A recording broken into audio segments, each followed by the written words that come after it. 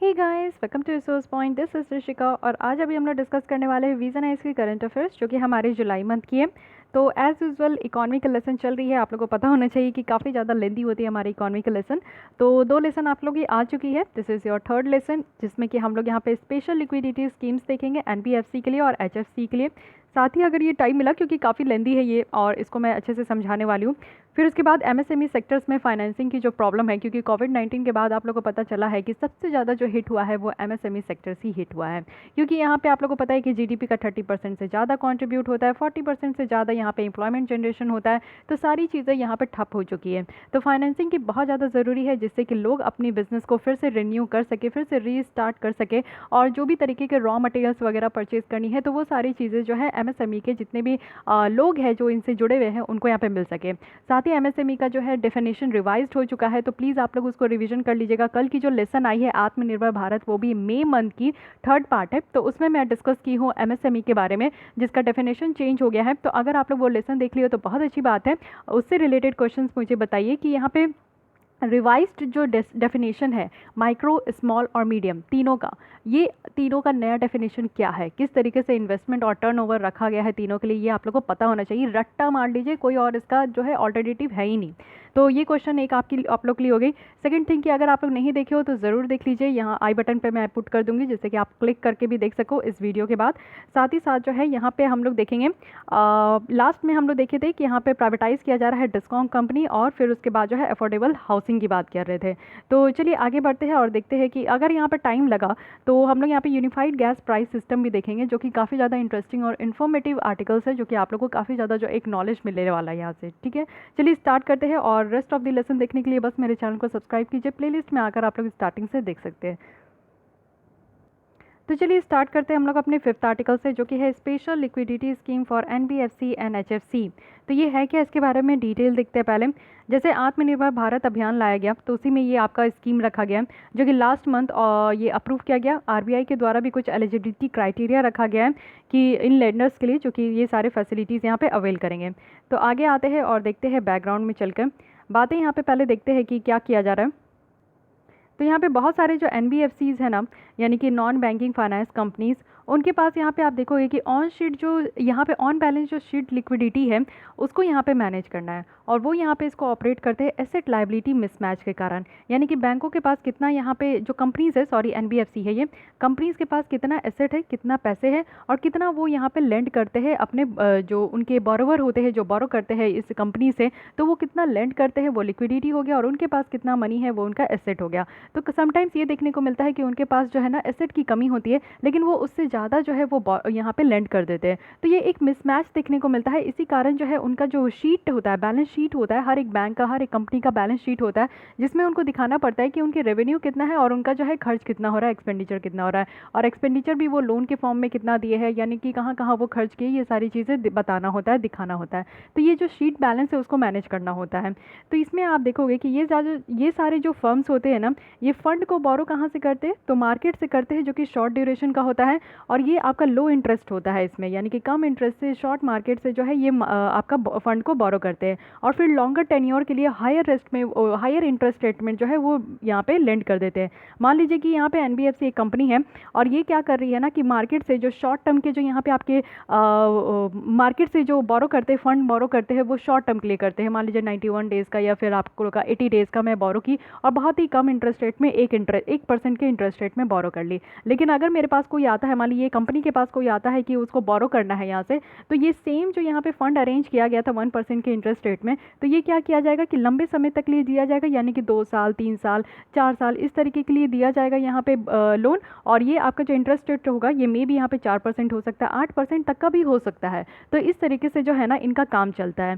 साथ ही अगर हम लोग देखें तो अनएक्सपेक्टेड डिफॉल्ट देखने को मिलता है, जैसे कि 2018 की सबसे बड़ी कंपनी ILNFS, ये बहुत ही अच्छी एनबीएफसी मानी जाती थी, हाईली रेपुटेटेड था, इनकी रेटिंग आपको AAA में देखने को मिलेगा, बट ये अचानक से जो है ना ये ख़त्म हो गई, डिफ़ॉल्ट हो गई। कैसे डिफ़ॉल्ट हो गई कोई नहीं जानता। तो ये सारी प्रॉब्लम देखने को मिला कि ह्यूज यहाँ पे मिसमैच था, यानी कि इनके एसेट और लायबिलिटी के बीच में बहुत ज़्यादा डिफरेंस था। शैडो बैंकिंग सिस्टम आपको देखने को मिलेगा। शैडो बैंकिंग सिस्टम क्या होता है ना, कि एक तरीके का टर्म है जो कि यहाँ पे नॉन बैंक जो फिनेंशियल इंटरमीडिएरीज है उनके कलेक्शन को यहाँ पे कहा जाता है, जो कि एक तरीके का आपका सर्विस प्रोवाइड करते हैं, जो कि काफ़ी ज़्यादा सिमिलर होता है जो कमर्शियल बैंकों में आपको देखने को मिलता है ना, उस तरीके का सर्विस जो है एनबीएफसी में प्रोवाइड करते हैं। तो इसको हम लोग शैडो बैंकिंग सिस्टम कह रहे हैं, यानी कि बैंकिंग सिस्टम तो है लेकिन ये छुपा हुआ बैंकिंग सिस्टम है जो कि एनबीएफसी में चलता है, लेकिन ये आउटसाइड होता है। यानी कि जो बैंकिंग रेगुलेशन है, जैसे कि आप लोग देखते हो स्केड्यूल कमर्शियल बैंक है, तो जितने भी स्केड्यूल कमर्शियल बैंक होते हैं, पब्लिक सेक्टर्स बैंक होते हैं, तो वो सब जो है आरबीआई एक्ट 1934 के तहत चलते हैं। तो उनकी जो कुछ रूल्स रेगुलेशंस होती है वो सारी बैंकिंग सिस्टम्स जो है एनबीएफसी को भी प्रोवाइड किया जाता है, बट वो छुप के किया जाता है, शैडो में किया जाता है, इसलिए इसको शैडो बैंकिंग सिस्टम कहते हैं। इससे क्या होता है कि लिक्विडिटी क्रंचेस जो है आपको एनबीएफसी में देखने को मिलेगा, क्योंकि लिक्विडिटी क्रंचेस जब होती है ना, तो एनबीएफसी को यहाँ पे फोर्स किया जाता है कि वो अपनी लेंडिंग, यानी कि जो वो लोन वगैरह देते हैं, तो एमएसएमई को कम कर दे कि भाई अगर पैसे होंगे नहीं एनबीएफसी के पास तो वो पैसे देंगे कैसे, लोन कैसे देंगे। लोन देंगे एमएसएमई को बहुत कम चांसेस होता है कि वो रिटर्न होकर आए, या फिर बहुत ज़्यादा डिफॉल्ट होने का भी चांसेस होता है। तो इसलिए यहाँ पे जब लिक्विडिटी की कमी होती है तब यहाँ पे बैंकों को रोका जाता है, नहीं कंपनियों को रोका जाता है एनबीएफसी को, कि वो यहाँ पे एमएसएमई को जो है लेंड ना करे। साथ ही साथ आप देखोगे कि स्ट्रेस बहुत ज़्यादा है एनबीएफसी में आज के डेट में, क्योंकि एक सिस्टमेटिक रिस्क देखने को मिल रहा है, पूरी होल इकॉनमी रिस्क में है, पूरे होल इकॉनमी हमारी जो है अस्त व्यस्त हो चुकी है। तो फिर एनबीएफसी की सिचुएशन भी कुछ ऐसे ही देखने को मिल रहा है। तो यहाँ पे पहले एनबीएफसी के बारे में बेसिक टर्म्स देखते हैं कि एनबीएफसी और एचएफसी है क्या, हाउसिंग फाइनेंस कंपनी और नॉन बैंकिंग फाइनेंस कंपनीज के बारे में पहले हम लोग डिटेल देख लेते हैं, फिर आप लोग इसके बारे में जो है समझ पाओगे। तो अगर हम लोग नॉन बैंकिंग फाइनेंस कंपनी के बारे में देखें तो एनबीएफसी एक कंपनी होती है जो कि यहाँ पे कंपनीज एक्ट 1956 के तहत इसको रजिस्टर किया जाता है, और इसमें सारे बिजनेस होते हैं, जैसे लोन वगैरह, एडवांस वगैरह दिया गया, या फिर गवर्नमेंट की एक्विजिशन भी होती है, या फिर दूसरे जो मार्केटेबल सिक्योरिटीज़ होते हैं लीज में देना है, या फिर हायर परचेज करना है, इंश्योरेंस बिजनेस करनी है, चिट बिजनेस करनी है, तो ये सारी चीज़ों का हकदार जो है एनबीएफसी को दिया जाता है। लेकिन इसमें क्या इंक्लूड नहीं होता है, इसमें कोई भी इंस्टीट्यूशन जिसकी प्रिंसिपल आपकी जो बिजनेसेस है वो यहाँ पे आप देखो कि एग्रीकल्चर एक्टिविटीज़ है, इंडस्ट्रियल एक्टिविटी है, परचेज और सेल करना है कोई भी गुड्स का, यानी कि सिक्योरिटीज़ के अलावा, या फिर कोई भी सर्विस प्रोवाइड करनी है, या फिर यहाँ पे आप लोग इमूवेबल प्रॉपर्टी होते हैं, जैसे लैंड, ज़मीन का जो प्रॉपर्टी होता है, इसको सेल, परचेज और कंस्ट्रक्शन करना है, तो ये सारी चीज़ें आपका जो है एनबीएफसी में इंक्लूड नहीं होता है। तो ध्यान रखिएगा, ये दोनों स्टेटमेंट अपने आप में बहुत ज़्यादा इंपॉर्टेंट है कि एनबीएफसी का जो है यहाँ पे फंक्शन क्या क्या है, वो क्या क्या काम करती है और क्या क्या काम नहीं करते हैं, इसकी भी लिस्ट को आपको पूरा जानकारी होना चाहिए। अब आते हैं बैंकों से ये कैसे डिफरेंस है, क्यों हम लोग जो है इसको बैंकों के कैटेगरी में नहीं रखते, और क्यों ऐसा होता है कि एनबीएफसी में हम लोग को शैडो बैंकिंग सिस्टम चलाना होता है। सबसे पहला है कि एनबीएफसी जो है ना, वो यहाँ पे डिमांड डिपॉजिट जो होता है डीडी, वो इसको एक्सेप्ट नहीं कर सकते हैं।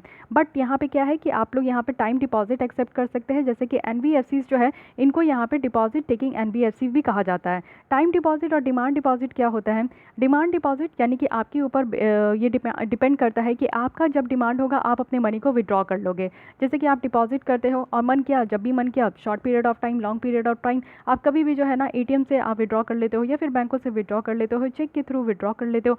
तो इस तरीके से क्या होता है, इसको डिमांड डिपॉजिट कहते हैं, जो कि यहाँ पे एनबीएफसी में नहीं होता है। टाइम डिपॉजिट हो सकता है जिसमें कि आप लोग देखो एफडी वगैरह है कि एक फिक्स टाइम के बाद जो है आप लोग अपना जब मैच्योरिटी पीरियड आता है तो आप लोग इसको विड्रॉ कर सकते हो। तो ये चीज़ें होती है, लेकिन यहाँ पे डिमांड डिपॉजिट जो है एनबीएफसी में नहीं एक्सेप्ट किया जाता है। सेकेंड कि एनबीएफसी जो है ना, वो यहाँ पे पेमेंट का पार्ट नहीं है, पेमेंट और सेटलमेंट सिस्टम का पार्ट नहीं है, और ये इशू भी नहीं कर सकते चेक वगैरह। साथ ही यहाँ पे डिपॉजिट इंश्योरेंस फैसिलिटी जो है वो भी अवेलेबल नहीं है एनबीएफसी के डिपॉजिटर्स को। अगर हम लोग बैंकों के जैसा देखें, जो कि यहाँ पे बैंकों की सिस्टम अलग है, तो यहाँ पे सीआरआर जो है ना, वो आपका बैंकों में एनबीएफसी में अप्लाई नहीं होता। What is CRR? सीआरआर कहने का मतलब है कि cash reserves ratio. So cash reserve ratio यानी कि हर एक बैंक को जितना, अगर 100% बैंकों के पास एसेट है तो उनका जो है यहाँ पे 3% सीआरआर यानी कि कैश के फॉर्म में हर एक बैंक को आरबीआई के साथ सिक्योरिटी के फॉर्म में जो है उनको अपना सेव करके रखना होता है। पहले ये 4% था, बट अभी कोविड को देखते हुए ये 3% कर दिया गया है। तो अप टू डेट आपको हमेशा रहना है कि सीआरआर और एसएलआर जो है ये कितना परसेंट आपका चल रहा है। तो इसमें क्या होता है कि टोटल एसेट का, जैसे कि 100% अगर यहाँ पे किसी बैंक के पास इंडियन बैंक है, इंडियन बैंक के पास यहाँ पे 100% उनका एसेट है, तो इंडियन बैंक को क्या करना है कि 3% जो है उनको CRR के फॉर्म में यानी कि कैश के फॉर्म में जो है ना रिजर्व रखना है बैंकों के RBI के साथ। साथ ही साथ यहाँ पे SLR भी होता है, जो कि आप देखोगे कि 15% अप्लाई किया जाता है, वो भी यहाँ पे NBFC में, डिपॉजिट टेकिंग NBFC में। तो यहाँ पे 15% यहाँ पे अप्लाई किया जाता है, लेकिन एक्चुअली ये 19% है बैंकों का। तो इंडियन बैंक को अगेन क्या करना होगा कि SLR कहने का मतलब है कि यहाँ पे स्टैट्यूटरी लिक्विडिटी रेशियो, यानी कि यहाँ पे कैश के फॉर्म में हो सकता है या फिर गोल्ड के फॉर्म में हो सकता है या फिर और भी किसी भी तरीके से जो है ना, आप यहाँ पे बैंकों को जो कहा जाता है कि 19% अगेन जो है ना इस तरीके से जो है वो RBI के साथ डिपॉजिट करके रख सकते हैं, RBI के साथ यहाँ पे रिजर्व करके रखना है। ठीक है, तो यहाँ पे आप लोग देख लीजिए कि 100% का जो है 19% SLR मेंटेन करना होता है हर एक बैंक को, 3% यहाँ पे CRR मेंटेन करना होता है, यानी कि 22% जो एसेट होता है वो यहाँ पे सेविंग के तौर पर जो है RBI के साथ रिजर्व करके रखना होता है।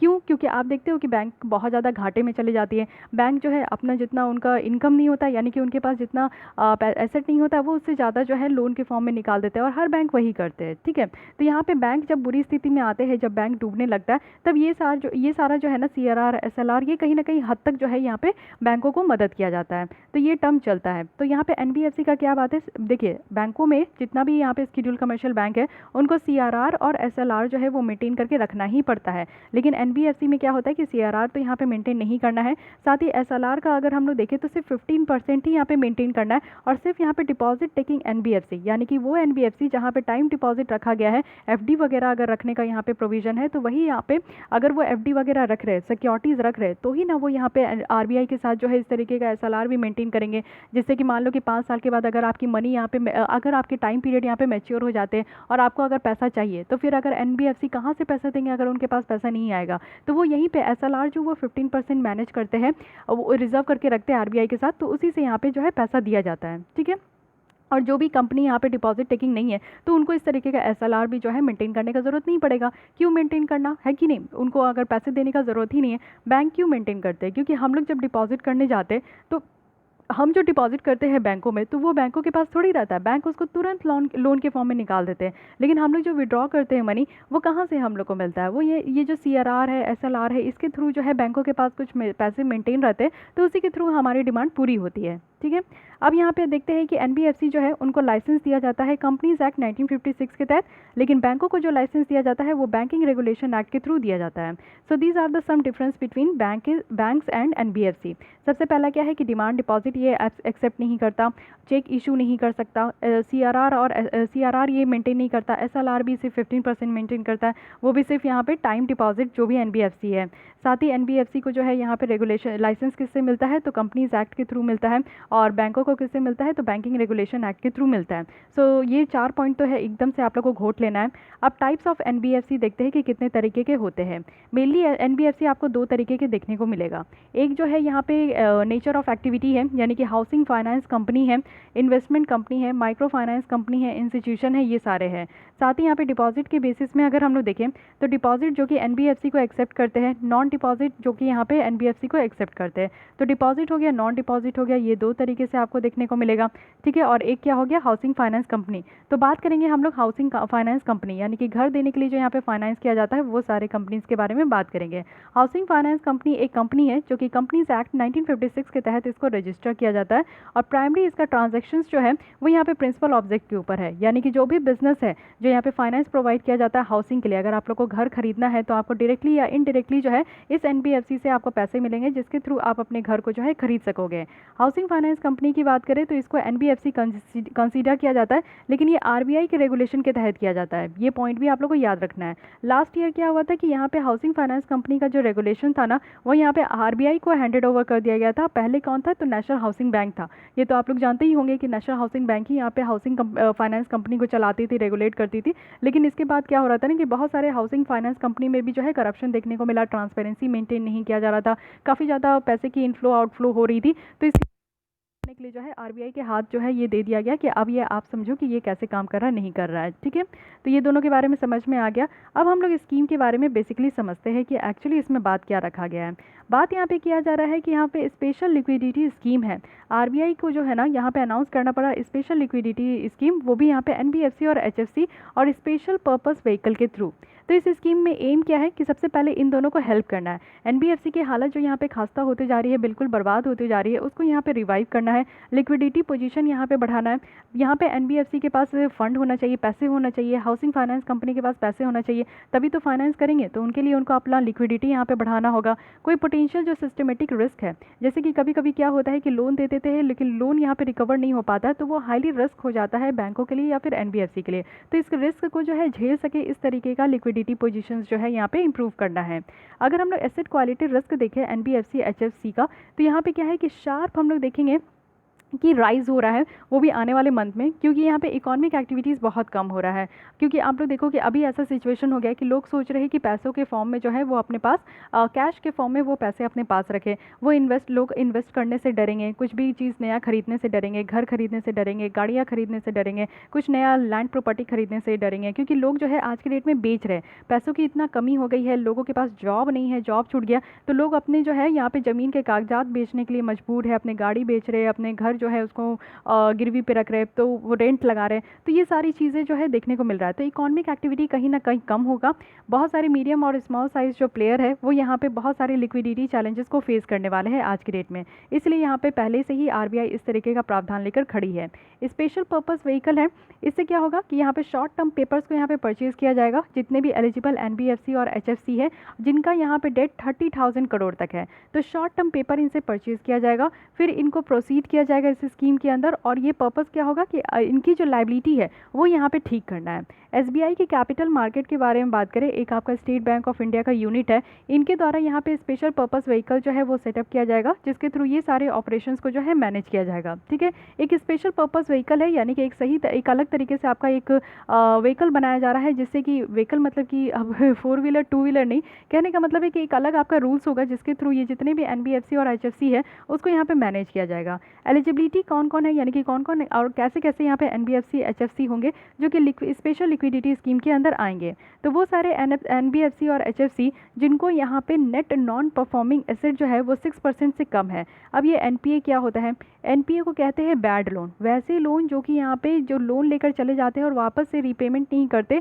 तो वो तो खत्म हो गया, डिफ़ॉल्ट कर गए, तो उसको हम लोग कहते हैं एनपीए। और बैंकों का एनपीए बहुत ज़्यादा है, कॉर्पोरेट सेक्टर का एनपीए बहुत ज़्यादा है, तो यहाँ पे एनबीएफसी का जो एनपीए है वो भी बहुत ज़्यादा है। लेकिन वो सारे एनबीएफसी और एचएफसी है जिनका यहाँ पे ये एनपीए जो है 6% से कम है। नेट प्रॉफिट अगर हम लोग देखें at least one of the last 2 preceding financial year में, साथ ही साथ आप लोग देखो कि नॉट रिपोर्टेड अंडर SMA 1 और SMA 2 category during the last 1 year, और ये 2018 से पहले, यानी कि SMA 1 और SMA 2 कैटेगरी में नहीं होना चाहिए। 6% से कम जो है यहाँ पे एनपीए होना चाहिए, और साथ ही साथ जो है लास्ट 2 प्रोसीडिंग फाइनेंशियल ईयर में जो है net profit at least one of the last 2 proceeding financial year में जो है वो सही होना चाहिए। तो ये एलिजिबिलिटी क्राइटेरिया रखा गया है। लेकिन हम लोग यहाँ पे पहले समझ लेते हैं कि ये जो SMA 1 SMA 2 कैटेगरी का बात किया जा रहा है ये है क्या, कोई भी कन्फ्यूज़न नहीं होना चाहिए। देखिए बैंक जो है ना बोरोवर को क्लासिफाई करते हैं स्पेशल मेंशन अकाउंट के बेसिस में।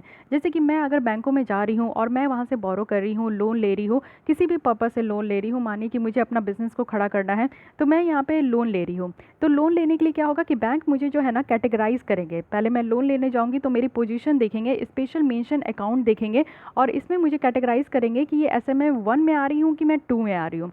स्पेशल मेंशन अकाउंट क्या होता है, स्पेशल मेंशन अकाउंट होता है कि लोन जहाँ पे रीपेमेंट ओवर ड्यूज जो है ना वो 1 या 30 दिन के अंदर आ जाएगा, यानी कि मुझसे कितना एक्सपेक्ट किया जा रहा है वो मेरी पोजीशन देख के, जब कोई भी लोन लेने जाता है बैंक में या एनबीएफसी में, तो उनकी पोजीशन देख के देखा जाता है कि क्या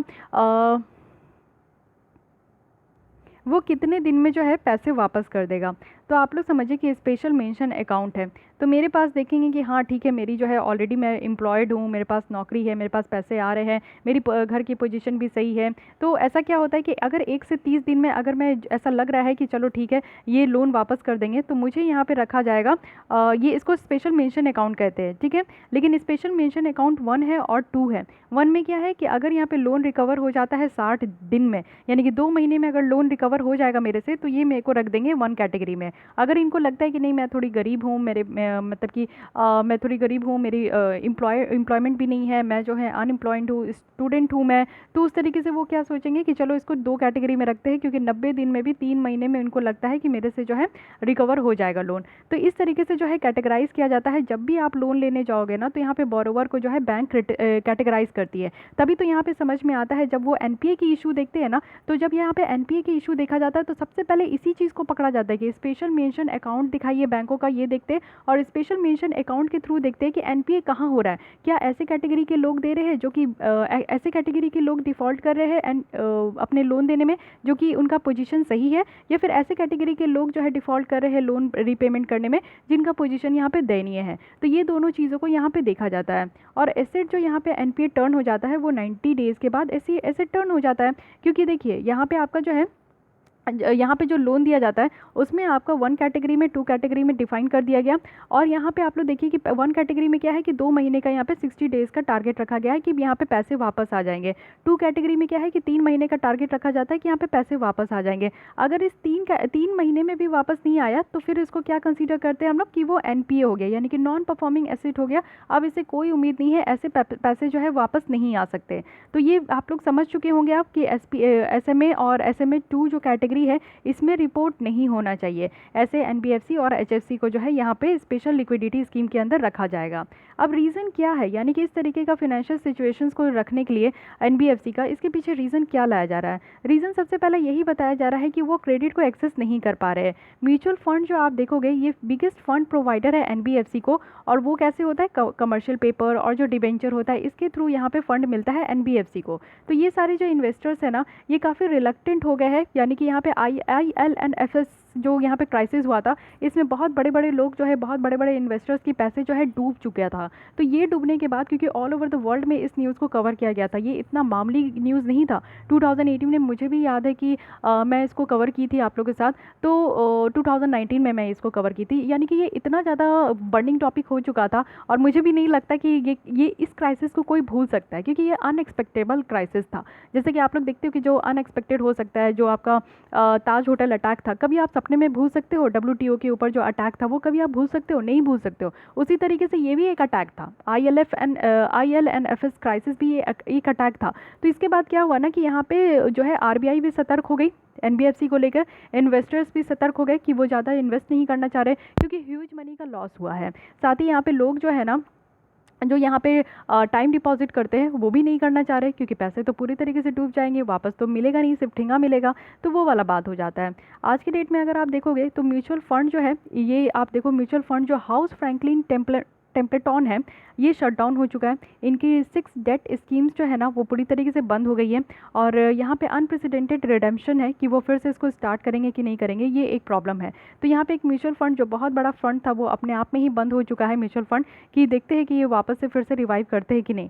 सेकेंड है कि क्राइसिस जो है एसेंशियर्ड बाय पेंडेमिक, यानी कि ये जो पेंडेमिक आपका चल रहा है, यानी कि कोविड-19 का सिचुएशन है, जिसमें कि हम लोग देख रहे हैं कि सारी सिचुएशन यहाँ पे जो है उल्टी रिवर्स में चलते जा रही है। तो यहाँ पे इनएबिलिटी है बोरोवर्स के लिए कि अब अपना लोन को वो रीपे करें, क्योंकि देख रहे हो आपकी एम्प्लॉयमेंट जो है वो सबकी छिनाते जा रही है, या फिर आपकी जो बहुत सारे ऐसे लोग हैं जिनकी पेमेंट को यहाँ पे 30% 20% रिडक्शन भी हो गया है। तो इस बेसिस में कहाँ से लोग जो है अब अपना लोन को वापस कर पाएंगे? तो इसलिए इसको भी देखते हुए जो है ना RBI को इस तरीके का स्टेप लेना पड़ा कि जितने भी एनबीएफसी और हाउसिंग जो फाइनेंस कंपनी है उनको सही तरीके से जो है यहाँ पे पैसे लिक्विडिटी वगैरह देना होगा। साथ ही मल्टीपल रेगुलेटरी बॉडीज़ हैं।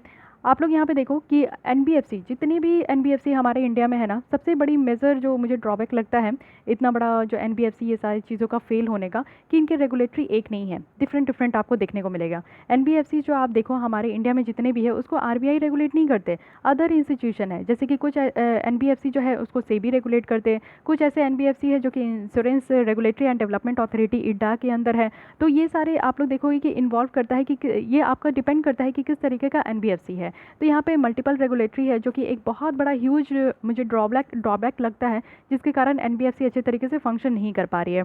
लेंडिंग पैटर्न में बहुत ज़्यादा रिस्क आपको देखने को मिलेगा। एनबीएफसी जो है ना वो लेस कॉशियस होती है लेंड करने में। वो यहाँ पे क्या होता है ना कि बहुत सारे लोग को अगर डिफ़ॉल्ट करना होता है तो बैंकों में क्या होता है कि कभी कभी वो इतना सारा सवाल जवाब करेंगे आपसे और इतने सारे पेपर्स आपसे मांगेंगे कि कभी कभी आपको लगेगा ना कि छोड़ो यार, इतने फॉर्मेलिटीज़ को पूरा करने से बेटर है कि कोई एनबीएफसी में जाके जो है लोन ले लेते हैं। तो ये एक बेटर आपको सॉल्यूशन लगेगा। सारे बैंक ऐसा नहीं करते, बट समटाइम्स जब बैंकों को ऐसा लगता है कि आप डिफ़ॉल्ट कर जाओगे, उनके पैसे वापस नहीं करोगे, तो फिर वो आपसे प्रूफ के तौर पे बहुत सारे जो है ना पेपर वगैरह मांगते हैं या फिर फॉर्मेलिटीज़ भी पूरा कराते हैं। तो ये नहीं हो पाता है। साथ ही आप देखो कि स्मॉल और जो माइक्रो लोन होते हैं वो बिग वे में आपको देखने को मिलेगा। इनका जो पोर्टफोलियो है वो एनबीएफसी से बहुत ज़्यादा लेते हैं, क्योंकि आसानी से मिल जाता है। उनकी इतनी जो है फॉर्मेलिटीज़ नहीं होती है, वो इतना ज़्यादा जो है क्वेश्चन आंसर नहीं करते। तो लोग क्या सोचते हैं कि एनबीएफसी से ही लोन ले लेते हैं, जो है बेकार है। इसलिए इससे क्या होता है कि वो इसी मंशा से ही जाते हैं एनबीएफसी में लोन लेने के लिए कि उसको एक ना एक दिन डिफ़ॉल्ट कर जाना है, वापस से रीपेमेंट नहीं करना है। तो इससे आप समझ गए कि 90 डेज़ तक यहाँ पे नहीं दिया जाएगा पैसा, तो वो एनपीए में काउंट हो जाता है। साथ ही कास्केडिंग इफेक्ट है इंफ्रास्ट्रक्चर का, यानी कि सबसे बड़ा ये जो आपका प्रॉब्लम है, इंफ्रास्ट्रक्चर को लीज में दे दिया जाता है और फिनेंशियल जो सर्विस डिफ़ॉल्ट है इसका कास्केडिंग इफेक्ट है। ठीक है, ILNFS का यहाँ पे देख लीजिए, infrastructure leasing and financial service default है। जो डिफ़ॉल्ट यहाँ पे किया गया है वो डाउनग्रेड किया गया है ILFNFS को रिसेंटली, जिसके थ्रू आपका लिक्विडिटी स्क्वीज जो है वो बनाया गया है, वो भी इंटायर एनबीएफसी के लिए, सेक्टर्स के लिए। कास्केडिंग इफेक्ट है क्योंकि आप देखो कि ये ऐसी कंपनीज थे जिसमें कि आपका इंफ्रास्ट्रक्चर्स के लिए यहाँ पे लोन दिया जाता था। अब आपको पता है कि हमारे इंडिया में अगर इंफ्रास्ट्रक्चर के लिए लोन दिया जा रहा है तो बहुत रिस्क होता है, हाईली रिस्क माना जाता है। क्योंकि हमारे यहाँ अगर 2 साल में कहा जाता है कि पुल बन के खड़ा हो जाएगा, तो वो 2 साल नहीं, वो पूरे 8 साल या 10 साल भी जा सकता है। अगर कहा जाता है कि एक आपका जो है डैम बनेगा 4 साल में बन के खड़ा हो जाएगा, तो नहीं, ये 4 साल में नहीं बनेगा, ये आपका जो है 9 साल में भी बन सकता है। तो ऐसे ऐसे हमारे यहाँ जो है इंफ्रास्ट्रक्चर की जो प्रोजेक्ट है वो बहुत ज़्यादा डिले हो जाती है। तो इस केस में आपको क्या लगता है कि जो लोन लिया जा रहा है इंफ्रास्ट्रक्चर प्रोजेक्ट के लिए, क्या वो किसी कीमत में वापस आएगा? तो बहुत कम चांसेस होती है वापस आने का, या फिर मेजोरिटी ये चांसेस होता है डिफ़ॉल्ट ही कर जाने का। तो ये कास्केडिंग इफेक्ट देखने को मिलता है, यानी कि इस तरीके का डिफ़ॉल्ट हो चुका है, लेकिन अगर इस तरीके के डिफ़ॉल्ट से अगर अब तक आप लोग अगर अब तक यहाँ पे आरबीआई की आंखें नहीं खुली और एनबीएफसी को रेगुलेट करने का नहीं सोच रहे, उसको जो है यहाँ पे स्पेशल लिक्विडिटी स्कीम्स उनके लिए नहीं लेकर आएंगे, तो क्या होगा कि ये फिर कहानी जो है ना फिर दोहराया जाएगा, क्योंकि ये फिर ऐसे बहुत बड़ी एनबीएफसी होगी जो कि फिर डिफ़ॉल्ट कर जाएगी। तो इस तरीके का इफेक्ट ना हो। साथ ही साथ डिले प्रोजेक्ट है, यानी कि बहुत सारे इंफ्रास्ट्रक्चर प्रोजेक्ट में इसी में आपका लिंक करके बता दी हूँ कि बहुत सारे डिले देखने को मिलेगा। डिले इसलिए भी देखने को मिलता है, जो आपका डैम बनाया जाता है, तो डैम आप लोग देखोगे कि पहले वहाँ पे डिफॉरेस्टेशन करना है, वहाँ पे जो ट्राइबल पीपल्स है उनको डिस्प्लेस करना है, लैंड वहाँ पे एक्विजिशन करने के लिए उसके लिए क्लियरेंस चाहिए। और लैंड एक्विजिशन का क्लियरेंस तो आप लोग को पता है कि कितना जल्दी मिल जाता है हमारे कंट्री में। आई मीन टू से कि बहुत टाइम लगता है। इट मीन्स कि it will take some years also. साथ ही साथ इन्वायरमेंटल क्लियरेंस का भी, तो इन्वायरमेंटल क्लियरेंस अगेन लेने में बहुत ज़्यादा टाइम लग जाता है। तो ये सारे इतने प्रोसेस है ना यहाँ पे आपका कोई भी इंफ्रास्ट्रक्चर क्रिएट करने के लिए, उसके बैकग्राउंड में जाकर आप देखोगे तो इतने लंबे प्रोसेस है कि लोग यहाँ पे तंग आ जाते हैं और फिर इससे जो है ना पैसा डिफ़ॉल्ट हो ही जाता है। So these are the some reasons behind, जिसके कारण जो है आरबीआई को इस तरीके का स्टेप्स लेना पड़ा, और जो कि बहुत सही है, मुझे पर्सनली ये बहुत सही लगा। साथ ही आप देखोगे कि वे फॉरवर्ड में बताया जा रहा है कि सबसे पहले तो एनबीएफसी को रेगुलेट करने का रिजिम जो है वो चेंज करना चाहिए, या फिर बेटर तरीके से करो, या तो सेबी के ही हाथ में दे दो, या फिर आरबीआई के हाथ में दे दो, या फिर इडाई के हाथ में ही दे दो, कहीं तो दे दो। क्योंकि एक अगर बॉडी इसको रेगुलेट करेंगे ना तो वो ज़्यादा ट्रांसपेरेंट होता है, अकाउंटेबल भी होता है। 2-4 अगर बॉडी रेगुलेट करेगा तो फिर वहाँ पे दिक्कत होने लगता है। टाइमली प्रोजेक्ट क्लियरेंस होना चाहिए, जैसे कि इंफ्रास्ट्रक्चर का अगर प्रोजेक्ट आपका 4 साल में रखा गया है तो 4 साल में जो है ना इस तरीके का प्रोविजन रखना चाहिए कि आपका डैम बना या ना बना लेकिन हमारे बैंकों का पैसा वापस आना चाहिए। क्लियरेंस जल्दी जल्दी देना चाहिए। एक सिंगल विंडो मैनेजमेंट होना चाहिए जिसके थ्रू सारा काम एक ही जगह से हो जाए, लोगों को बहुत ज़्यादा दौड़ भाग करना पड़ता है। साथ ही प्लग एंड प्ले अप्रोच को यहाँ पे एक्सपेंड करना है और ज़्यादा बढ़ाना है दूसरे सेक्टर्स में, जो कि यहाँ पे एक पॉसिबल सॉल्यूशन हो सकता है। प्लग एंड प्ले कहने का क्या मतलब है कि यहाँ पे हम लोग कहेंगे कि फैसिलिटी सब कुछ यहाँ पे रेडी है, यानी कि बिल्डिंग कैसे करना है, पावर वाटर जो स्विच कनेक्टिविटी वो कैसे करना है, रोड कनेक्टिविटी कैसे करना है, तो ये सारी चीज़ें रेडी है। लेकिन बस यहाँ पे आपका जो है ना इंडस्ट्री के हाथ में है ये कि कैसे इसको रेडी करना है और क्लियरेंस कितने दिन में देना है। तो यानी कि प्लग लग चुका है लेकिन ये प्ले नहीं हो पा रहा है। जैसे आप लोग देखते हो कि चार्ज करने के लिए आप जब अपने चार्जर को स्विच बोर्ड से कनेक्ट करते हो तो कनेक्ट तो हो गया लेकिन आपका फ़ोन चार्ज नहीं हो रहा है। तो वही चीज़ है कि सारी यहाँ पे रूल्स रेगुलेशन सेट हो गई है लेकिन यहाँ पे काम करना एक्चुअली जो फील्ड वर्क में करना है वो नहीं हो पा रहा है। तो ये अप्रोच लेकर चलना है। साथ ही यहाँ पे आरबीआई का जो सजेशन है ना वो यहाँ पे लेकर चलना है। आरबीआई को यहाँ पे इंकरेज करना ही चाहिए एनबीएफसी को, जिसके थ्रू उनके एसेट को सिक्योरिटाइज कर सके और इसको बैंकों से भी परचेज किया जा सके। आरबीआई को यहाँ पे स्पेशल विंडो ओपन करना चाहिए, वो भी म्यूचुअल फंड के लिए, जिससे कि वो यहाँ पे फाइनेंस को ले सके, वो भी कोलेट्रल के अगेंस्ट में। एक कोऑर्डिनेटेड और कंसल्टेटिव अप्रोच होना चाहिए जिससे कि बहुत सारी जो प्रॉब्लम्स है ना इन सेक्टर्स की वो यहाँ पे आपको एड्रेस किया जा सके। तो ये सारी चीज़ें जो कि यहाँ पे आपको देखना होगा। लेकिन आरबीआई के द्वारा तो ठीक है इतने सारे स्टेप्स लेना ही है, लेकिन हमारी सरकार क्या कर रही है? क्या वो हाथ पे हाथ रख के बैठी है? नहीं, सरकार के द्वारा भी बहुत सारे स्टेप्स लिए गए हैं, तो इसको हम लोग ध्यान से देख लेते हैं। सबसे पहला है कि targeted long term repo operation है। ये आपका 2 बार इंट्रोड्यूस किया जा चुका है और अभी नेक्स्ट आपका 2.0 आएगा। जैसे कि आप लोग देखते हो ना कि रोबोट आया था 2.0, तो ये एक सेकंड वर्जन होता है, तो यहाँ पे भी सेकंड वर्जन आया। और फंड जो है ना वो आपका इन्वेस्ट किया जाएगा इन्वेस्टमेंट ग्रेड बॉन्ड में। कमर्शियल पेपर है, नॉन कन्वर्टेबल डिबेंचर है जो कि एनबीएफसी का है। तो यहाँ पे एटलीस्ट 50% जो टोटल अमाउंट है ना वो यहाँ पे अवेल किया जाएगा स्मॉल और मिड साइज जितने भी एनबीएफसी और म्यूचुअल फंड आपके इंस्टीट्यूशन है। वहीं अगर बात करें इसके बारे में तो हम लोग पहले भी बात किए, पार्शियल क्रेडिट गारंटी स्कीम 2.0 यहाँ पे लाया गया। इसमें 45,000 करोड़ जो है सरकार के द्वारा यहाँ पे फ्यूज़ किया गया है, जिसमें कि गारंटी दिया जाएगा 20% जो फर्स्ट लॉस अगर हो रहा है किसी भी तरीके का एनबीएफसी म्यूचुअल फंड्स में या फिर आपका हाउसिंग फाइनेंस में, तो फर्स्ट जो 20% अगर घाटा हो रहा है तो यहाँ पे सरकार के द्वारा उसको दिया जाएगा। उसके बाद आरबीआई के द्वारा एक स्पेशल रिफाइनेंस फैसिलिटी यहाँ पे दिया गया है जो कि यहाँ पे 50,000 करोड़ का है। नाबार्ड को दिया जाएगा, सिडबी को और यहाँ पे नेशनल हाउसिंग बैंक को दिया जा रहा है, जिससे कि उनकी जो फंडिंग की जो प्रॉब्लम है वो यहाँ पे एड्रेस हो सके और वो यहाँ पे फंड जो है ना यानी कि एग्रीकल्चर सेक्टर में, रूरल सेक्टर्स में, छोटे छोटे उद्योग में और हाउसिंग फाइनेंस में, एनबीएफसी में, म्यूचुअल फंड में, वो सब जगह जो है ये सारे फंड्स को प्रोवाइड कर सके। आरबीआई की बात करें तो उनके द्वारा यहाँ पे लिमिट रखा गया है हाउसिंग फाइनेंस कंपनीज के लिए जितना भी यहाँ पे एक्सपोज करना है जो कमर्शियल रियल इस्टेट के लिए है, तो मैक्सिमम यहाँ पे 20% जो कैपिटल फंड है वो देना है। कैपिटल मार्केट के लिए यहाँ पे 40% है और ग्रुप एंटिटीज़ के लिए 25% जो ओन फंड है और 15% यहाँ पे सिंगल एंटिटीज़ है। तो ये सारा जो है यहाँ पे सरकार के द्वारा किया जा रहा है, तो इसको ध्यान रखिएगा कि कैसे वो यहाँ पे जो एनबीएफसी डूबते जा रही है उसको रिवाइव करने का यहाँ पे एकमात्र फंडा बताया जा रहा है। तो ये पूरी रही इस आर्टिकल के बारे में। आई होप कि आपको बहुत अच्छे से क्लियर हो गया होगा एनबीएफसी के बारे में और हाउसिंग फाइनेंस कंपनीज़ के बारे में, आरबीआई का क्या स्टेप है, गवर्नमेंट का क्या स्टेप है, क्यों इस तरीके से नया कोविड-19 के बाद क्या क्या चेंजेस आ रहा है और क्यों इस तरीके से स्पेशल जो आपका स्पेशल पर्पस व्हीकल्स के थ्रू जो है इस तरीके का स्पेशल लिक्विडिटी स्कीम्स लाया गया, तो क्यों लाया गया ये आप लोग को पता होना चाहिए। ठीक है, चलिए 30 मिनट्स तो इसी में हो गया क्योंकि मैं बोली थी ऑलरेडी कि बहुत लेंदी है। क्योंकि देखिए इस तरीके के आर्टिकल्स आप पढ़ लेते हो ना तो आपको बहुत सारी चीज़ें पता चल जाता है। एक आर्टिकल से आप लोग कितनी बातों को पकड़ लिए, एनबीएफसी का क्या सिचुएशन है ये आप लोगों को समझ में आ गया, हाउसिंग फाइनेंस कंपनी का क्या सिचुएशन है ये समझ में आ गया, डिफरेंस आप समझ गए कि एनबीएफसी और बैंकों में क्या डिफरेंस है, साथ ही साथ कुछ टर्मिनोलॉजी भी आपको समझ में आ गई कि सीआरआर, एसएलआर क्या है। उसके बाद आप लोग ये भी समझ गए हो कि आईएलएनएफएस जो अगर 2 साल पुराने अभी अगर आप लोग 2020 में तैयारी करना स्टार्ट किए हो तो भी आपको इस कहानी के बारे में पता चल गया। उसके बाद कहाँ लूप होल है ये पता चल गया, कोविड-19 में कैसे कैसे क्या सिचुएशन आया है जिसके थ्रू एनबीएफसी और जो हाउसिंग फाइनेंस कंपनी है वो कैसे यहाँ पे बर्बाद हो रहे हैं और इस तरीके का क्या ज़रूरत पड़ा कि सरकार यहाँ पे आरबीआई यहाँ पे इस तरीके का जो है मोड लेकर आई है कि ऐसे लिक्विडिटी पोजीशंस को अपग्रेड करने के लिए। तो काफ़ी चीज़ आपको पता चल गया ना। अगर क्वेश्चन कहीं से भी आता है ना तो आप अब वर्सेटाइल हो चुके हो, बहुत सारे पॉइंट्स पे आप लोग आराम से आंसर लिख सकते हो। आपको क्या लगता है अगर आपसे इंटरव्यू में पूछा जाता है कि एनबीएफसी में मेन प्रॉब्लम कहाँ है, तो एनबीएफसी में मेन प्रॉब्लम है उनके रेगुलेटरी में, क्योंकि बहुत एक से ज़्यादा आपको 2 रेगुलेटरी देखने को मिलेगा, तो इट शुड बी 1। ओके, तो इस तरीके का देखिए आपका एक हॉलिस्टिक पूरी तरीके से तैयारी होता है, इसलिए monthly magazine is very important. चलिए आइए नेक्स्ट आते हैं फाइनेंसिंग ऑफ एमएसएमई सेक्टर्स। इसको भी डिटेल में देखते हैं क्योंकि काफ़ी ज़्यादा इंपॉर्टेंट है।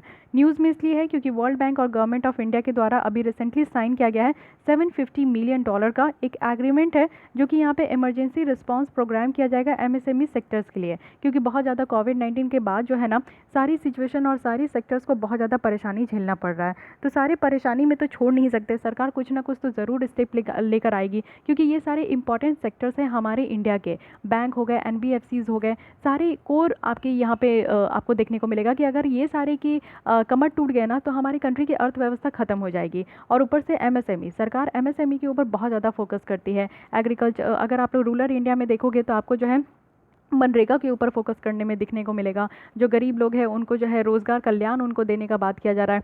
तो ऐसे ऐसे स्कीम लाया जा रहा है ना जिसपे मेन जो हमारे इंडिया के जो मेन लोग हैं उन पे यहाँ पे फोकस किया जा रहा है। लेकिन सरकार की एक ही कमी मुझे लगता है कि बेसिक लेवल पे जो एम्प्लॉयमेंट जनरेट करना है वो एम्प्लॉयमेंट जनरेट नहीं हो रहा है। सारी चीज़ों पे ध्यान देते हैं बट पता नहीं एम्प्लॉयमेंट क्यों खा के बैठे हैं, आई डोंट नो बट अब क्या ही कर सकते हैं, कोई बात नहीं।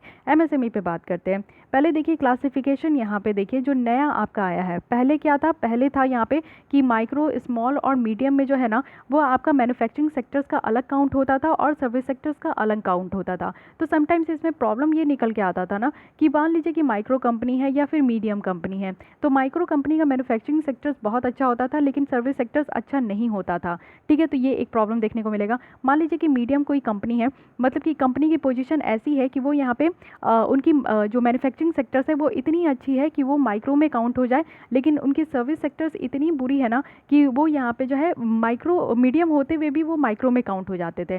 तो क्या होता था ना कि दोनों में आपका जो है जितना रिक्वायरमेंट रखा गया था उस तरीके से जो है ना माइक्रो, स्मॉल और मीडियम जो इंटरप्राइजेस है वहाँ तक रिच नहीं कर पाते थे। जब वो वहाँ तक रिच नहीं कर पाएंगे, उनके टारगेट को मिट नहीं कर पाएंगे, तो वो मीडियम होने के बावजूद भी उनको माइक्रो कैटेगरी में रख दिया जाता था, स्मॉल होने के बावजूद भी वो माइक्रो कैटेगरी में आ जाते थे। तो ये एक आपका जो है पॉसिबली जो प्रॉब्लम है वो देखने को मिलता था। तो अभी क्या किया गया है न्यू में कि जो मैन्युफैक्चरिंग इंटरप्राइजेस और जो यहाँ पे आपका सर्विस इंटरप्राइजेस है उसको एक में जोड़ दिया गया है और बस एक ही क्राइटेरिया रखा गया है इन्वेस्टमेंट और टर्नओवर का। तो माइक्रो में रखा गया है कि इन्वेस्टमेंट जो है वो 1 करोड़ से ज़्यादा नहीं होना चाहिए, टर्नओवर जो है 5 करोड़ से ज़्यादा नहीं होना चाहिए। वहीं अगर स्मॉल की बात करें तो investment should not be more than 10 crore and turnover should not be more than 50 crore. और उसके बाद मीडियम की बात करें तो यहाँ पे इन्वेस्टमेंट जो है should not be more than 50 crore and turnover जो है, टर्नओवर कहने का मतलब है कि एनुअल इनकम, एक साल में कितना ज़्यादा जो है इनकम हो रहा है और उसमें कितना ज़्यादा प्रॉफिट हो रहा है, तो 250 करोड़ जो है यहाँ पे उससे ज़्यादा नहीं होना चाहिए। तो ये जो आपका यहाँ पे न्यू डेफिनेशन है इसको ध्यान रखिएगा। इंडिया में क्या पोजीशन है इसके बारे में देख लेते हैं। MSME का इंडिया में अगर हम लोग देखें तो इसको कंपोजिट क्राइटेरिया में क्लासीफाई करते हैं कि यहाँ पे प्लांट और मशीनरी जो इक्विपमेंट है इसमें कितना इन्वेस्टमेंट हो रहा है और एनुअल टर्नओवर कितना हो रहा है। साथ ही साथ हम देखते हैं कि हमारे इंडिया में इतना ज़्यादा महत्वपूर्ण क्यों है, हम लोग इस पर इतना ज़्यादा बात क्यों करते हैं। सबसे पहला आप देखोगे कि यहाँ पे एम्प्लॉयमेंट जनरेशन बहुत होता है, एक लार्ज नंबर ऑफ पर्सनस है, लार्ज नंबर ऑफ पॉपुलेशन है जो कि MSME छोटे मध्यम और बड़े उद्योग से वो जुड़े होते हैं। अगर हम लोग बात करें इंडिया में तो आज की डेट में 55.8 मिलियन इंटरप्राइजेस है, वो भी बहुत सारे इंडस्ट्रीज़ में, जिसमें कि 124 मिलियन पीपल्स को यहाँ पे एम्प्लॉयमेंट मिल रहा है। अगर हम लोग बात करें 14% जो कि यहाँ पे विमेन है और 59% जो कि यहाँ पे रूरल एरिया में बेस्ड है, तो आप लोग समझ सकते हैं कि 124 मिलियन पीपल्स जो है एक ही सेक्टर्स में यहाँ पे इंक्लूड है। इट मीन्स कि इसकी इंपॉर्टेंस बहुत ज़्यादा है। एक्सपोर्ट में अगर हम लोग देखें तो MSME का जो है ना 29% तक GDP में ये कंट्रीब्यूट करता है और 45% जो है एक्सपोर्ट होता है। यानी कि यहाँ पे जितना भी मैन्युफैक्चरिंग होती है, जो भी गुड्स एंड सर्विसेज, वो हमारे कंट्री के नीड्स के लिए तो पूरा होता ही है, साथ ही साथ हम लोग एक्सपोर्ट में भी बढ़ाते हैं। अब आपको पता है कि हमारे इंडिया में क्या है कि इम्पोर्ट बहुत ज़्यादा है, एक्सपोर्ट बहुत कम है। एक्सपोर्ट करने का मतलब है कि हमारे कंट्री से जो है सामान जो बन के दूसरी कंट्री में जाता है उसको हम लोग एक्सपोर्ट करते हैं, और दूसरी कंट्री से हम लोग जो अपने कंट्री में मंगाते हैं, जैसे चाइनीज़ फ़ोन वगैरह है, चाइनीज़ यहाँ पे इक्विपमेंट है, तो उसको हम लोग इम्पोर्ट कहते हैं। ठीक है, तो इंपोर्ट और एक्सपोर्ट में बहुत ज़्यादा डिफरेंस देखने को मिलता है। हमारी तरफ से एक्सपोर्ट जो है बहुत कम होता है, तो इसी को यहाँ पे मैनेज करने के लिए जो है ना यहाँ पे आपको MSME देखने को मिलेगा। MSME सेक्टर्स की बात करें तो काफ़ी अच्छा खासा रोल इनके द्वारा प्ले किया जाता है। कैसे? तो इनकम देने में, रूरल इंफ्रास्ट्रक्चर बिल्ड करने में, विमेन एम्पावरमेंट में, क्योंकि 14% विमेन यहाँ पे आपकी इंक्लूड है, वो भी ग्रामीण क्षेत्र से। साथ ही ट्रेडिशनल जो गुड्स और इनोवेशंस है उसको प्रमोट करने में जो है इनके द्वारा काफ़ी अच्छा खासा जो है यहाँ पे काम किया जाता है। तो इसलिए आप लोग समझ सकते हो कि ये 3 मेजर पॉइंट है जिसके थ्रू जो है हमारे कंट्री में MSME का जो है बहुत ज़्यादा महत्व है। लेकिन हमारे यहाँ जो MSME है ना वो बहुत ज़्यादा जो है प्रॉब्लम फेस कर रहे हैं, अदर देन फाइनेंसिंग, यानी कि फाइनेंसिंग पैसों की कमी तो है ही, उसके अलावा भी बहुत ज़्यादा यहाँ पे प्रॉब्लम है। जैसे लिमिटेड कैपिटल और नॉलेज है, नॉलेज इतना ज़्यादा ब्रॉड बेस में नहीं है, बहुत ही कम बेस में आपको देखने को मिलेगा। टेक्नोलॉजिकली बैकवर्ड है, जैसे कि न्यू टेक्नोलॉजी को ये लोग इस्तेमाल नहीं करते, ट्रेडिशन जो इनका तरीका चलते आ रहा है वही चीज़ कैरी फॉरवर्ड हो रहा है। इनएडिक्वेट इंफ्रास्ट्रक्चर है, यानी कि अच्छे तरीके से इंफ्रास्ट्रक्चर भी नहीं है, पावर की यहाँ पे फैसिलिटी नहीं मिलती है, वाटर नहीं है, यहाँ पे रोड कनेक्टिविटी नहीं है, लो प्रोडक्शन कैपेसिटी देखने को मिलेगा। मॉडर्नाइजेशन कंपटीशन नहीं है। जैसे कि आप लोग बहुत सारे इंडस्ट्री में देखोगे कि ह्यूज मशीनरी इस्तेमाल हो रही है प्रोडक्शन के लिए, मैन्युफैक्चरिंग के लिए, तो वो सारी चीज़ें यहाँ पे एमएसएमई सेक्टर्स में नहीं देखने को मिलेगा। मार्केटिंग स्ट्रैटेजीज अच्छी नहीं है। कई बार ऐसे देखने को मिलता है कि जो गुड्स यहाँ पे मैन्युफैक्चर हो रहे हैं एमएसएमई सेक्टर्स में, वो मार्केट तक पहुँच नहीं पाते, मार्केट तक लिंक नहीं हो पा रहा है, जिससे कि उनके गुड्स जो है ना वो यहाँ पे मार्केट तक नहीं आ पा रहा है। नॉन अवेबिलिटी है, यानी कि स्किल्ड लेबर यहाँ पे आपको नहीं देखने को मिलेंगे। हाई कंपटीशन है, यानी कि आप लोग चीप इंपोर्ट जो देखते हो, चाइनीज़ की जो सस्ते माल आप लोग देखते हो, उसके कंपैरिजन में जो है कंपटीशन इनके लिए बहुत ज़्यादा टफ हो चुका है। सो दीज आर सम यहाँ पे आप लोग चैलेंजेस कहोगे जो कि यहाँ पे एमएसएमई सेक्टर्स को फेस करना पड़ता है। तो मेजर अगर हम लोग देखें कि क्या कांस्टेंट है फाइनेंसिंग में, क्यों यहाँ पे इनको पैसे की इतनी कमी होती है, क्रंचेस देखने को मिलता है, तो इसमें क्या क्या प्रॉब्लम है ये देखते हैं। सबसे पहला बात यह है कि पुअर एक्सेस है, यानी कि फॉर्मल कैपिटल की बात करें तो इनको उतना एक्सेस नहीं मिल पाता है। सिर्फ 8% जो एमएसएमई है ना वो यहाँ पे फॉर्मल क्रेडिट जो चैनल है उसके द्वारा इनको सर्व किया जाता है। क्रेडिट हिस्ट्री की भी कमी है, फाइनेंशियल स्टेटमेंट की भी कमी है, हार्ड एसेट की कमी है, यानी कि जो फॉर्मल क्रेडिट को सिक्योर करने के लिए जो भी ज़रूरत है बहुत सारे केसेस में वो यहाँ पे कमी देखने को मिलेगा। अगर हम लोग लेंडर की बात करें तो हाई डिफ़ॉल्टर है, जैसे मैं अभी बताई कि एमएसएमई सेक्टर्स वाले जो है एनबीएफसी से जाकर लोन ले लेते हैं क्योंकि बहुत ज़्यादा उनको डिफ़ॉल्ट करते हैं वो। साथ ही लो फिनेंशियल एंड डिजिटल लिटरेसी है, उनको यहाँ पर डिजिटल लिटरेसी की ज्ञान ही नहीं है। डिजिटल लिटरेसी कहने का मतलब है कि जैसे अभी आप लोग यूट्यूब खोल के मेरी वीडियो देख पा रहे हो, इसको डिजिटल लिटरेसी कहेंगे क्योंकि आप लोग इंटरनेट को ओपन कर पा रहे हो, एक्सेस कर पा रहे हो और उसको ऑपरेट कर पा रहे हो। ठीक है, एमएसएमई ऑपरेटर्स की बात करें तो इनकी एबिलिटी बहुत ज़्यादा यहाँ पे लिमिट है, जो कि यहाँ पे चीपर फॉर्मल उनको क्रेडिट मिलता है वो भी यहाँ पे डिजिटल मीन के थ्रू। तो ये सारी कुछ प्रॉब्लम है। सेकंड है कि लिमिटेड फंडिंग कैपेसिटी है, और यहाँ पे एनबीएफसी और एसएफबीज जो है उसकी एसेसिबिलिटी की बात करें तो वो भी बहुत ज़्यादा लिमिटेड है। एक्सक्लूजन है, यानी कि इंडिविजुअल जो एंटरप्रेन्योर्स हैं वो करंट स्कीम से बाहर है, यानी कि सही के जो एंटरप्रेन्योर है, एंटरप्रेन्योर कहने का मतलब है कि अगर आपके पास कुछ इनोवेटिव आइडियाज़ है, आप अपने बिजनेस को स्टार्ट करना चाहते हो कुछ अलग तरीके से, तो आप लोग जो है ना उस व्यवसाय को आप लोग शुरू कर सकते हो, तो उसको कहते हैं entrepreneur. Large number of entrepreneurs है, जैसे कि ट्रक ओनर आप लोग देखोगे, एग्रीकल्चर इक्विपमेंट ओनर है, लेकिन उनको जो है इन सारे स्कीम से बाहर रखा गया है, उनको रजिस्टर्ड ही नहीं किया गया है एमएसएमई सेक्टर्स में, और इस वजह से वो अपना बिजनेस लोन नहीं ले पाते हैं। साथ ही अनसर्टिनिटी है, क्योंकि कोविड-19 पेंडेमिक के बाद तो ना जाने क्या होने वाला है। फिनेंशियल स्टेबिलिटी जो एमएसएमई की है वो बहुत ज़्यादा अफेक्ट हो चुकी है, क्योंकि पेमेंट यहाँ पे उनको बहुत ज़्यादा देरी से मिल रही है। फिक्स्ड कॉस्ट का बर्डन है, क्योंकि यहाँ पे कैसे उनको फिक्स्ड कॉस्ट दिया जाए, उनकी जो है मंथली इनकम दिया जाए, ये भी चीज़ की यहाँ पे प्रॉब्लम देखने को मिलता है। साथ ही साथ यहाँ पे रीपेमेंट है बैंक ड्यूज़ का, रॉ मटेरियल प्राइसेस की यहाँ पे दाम बढ़ती जा रही है। So these are the some problems. Okay, तो सम नहीं, ये बहुत बड़ी प्रॉब्लम्स है जो कि आप लोग को यहाँ पे देखने को मिलेगा। गवर्नमेंट की क्या इनिशिएटिव है फिनेंशियल सपोर्ट करने के लिए, ये देख लेते हैं। आत्मनिर्भर भारत एक पैकेज यहाँ पे लाया गया है, तो आत्मनिर्भर भारत में अलग से एमएसएमई के लिए यहाँ पे रखा गया है। सबसे पहला है कि emergency credit line credit guarantee scheme है, यानी कि 100% गारंटी कवरेज दिया जा रहा है, जो कि यहाँ पे आपका national credit guarantee trustee company limited के द्वारा दिया जाएगा। कोलैटरल फ्री ऑटोमेटिक लोन है, जो कि 3 लाख करोड़ तक जो है जितनी भी एलिजिबल एमएसएमई है और इंटरेस्टेड जो मुद्रा बोरोवर्स है उनको यहाँ पे दिया जाएगा।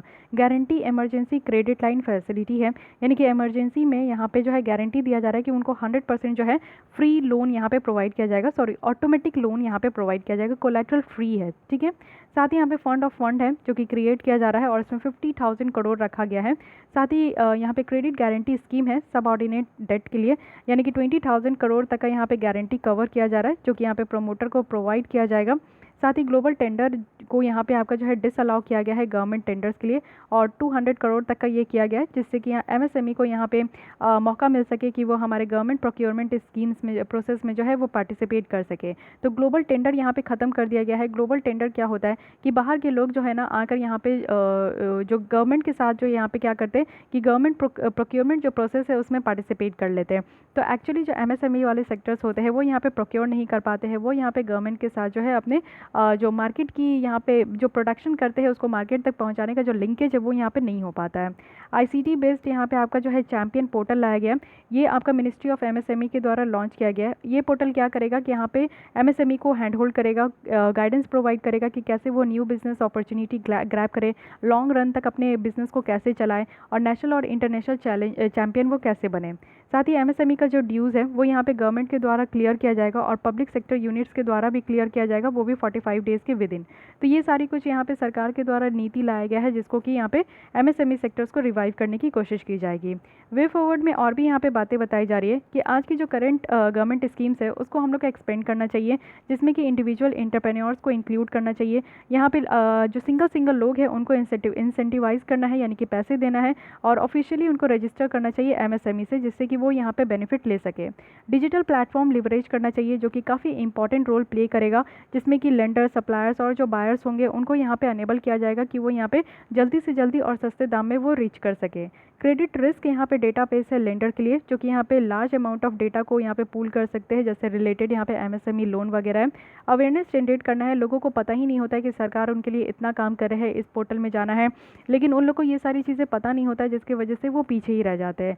टेम्प्रेरी डिफरमेंट करना है प्रॉपर्टी टैक्स का, रेंट का और अदर यूटिलिटीज़ का, कि इन सारी चीज़ों को अभी यहाँ पे ड्रॉप कर देना चाहिए। और एनबीएफसी और जो एसएफबीज है, यानी कि स्मॉल फाइनेंसिंग बैंक्स जो है, उनको और ज़्यादा मजबूत करना है। तो इससे पहले हम लोग देखें कि एनबीएफसीज के लिए यहाँ पे आपका सरकार के द्वारा यहाँ पे अच्छा कदम उठाया गया है, स्पेशल लिक्विडिटी यहाँ पे स्कीम लाया गया है। तो एनबीएफसी पे ज़्यादा फोकस करने की ज़रूरत है, और साथ ही साथ यहाँ पे डायरेक्ट सपोर्ट जो है स्मॉल फाइनेंस बैंकिंग को भी देना है, जिसके थ्रू यहाँ पे एमएसएमई वाले सेक्टर्स को लोन मिल सके, इक्विटी मिल सके। तो ये सारी चीज़ों पे बेसिक तरीके से ध्यान देना है। ओके, तो गाइज़ आज के लिए बस इतने ही रखते हैं, और नेक्स्ट हम लोग स्टार्ट करते हैं यूनिफाइड गैस प्राइस सिस्टम।